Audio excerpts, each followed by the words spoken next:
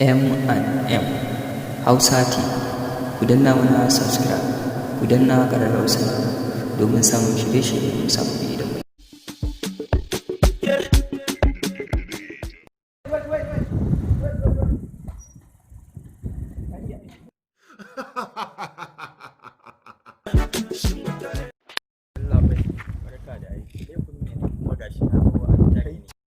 Laifin ka na farko baka da lamba, sannan kuma kayo goro kuma ka zo ka kalle ni da gilas, sannan kuma ka biyo adalci ɗaya da zan iya maka kai tsallan kwado saboda darajar wannan da kace matar ka ce, shine kawai abin da nake so.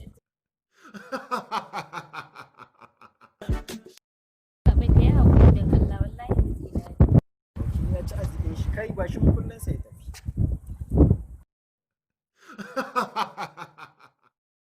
Haba, kai yanzu kyale su za ka yi? Ai ko da a ce sarkin yawa ya fi sarkin ƙarfi, ka gaggaya musu magana ba. Haka ne ko? ‘Yan wahala azzalumai Allah ya haɗa ku da fushin ‘yan boko haram. Na gane ka sai na ji kama in muka haɗu wannan gajeren, kai ka san ni kuwa.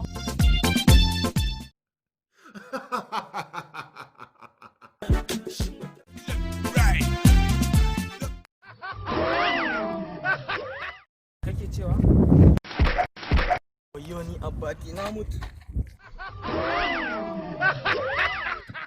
Sonic zo ka ɗauka mana selfie mu fa canji in muka biya hotel fee ga swagu mara ending kasin yan mata nawa muka bari a pending I need my African rapper #1 been dropping flows tun lokacin Yakubu go on it's my time something like quarter to one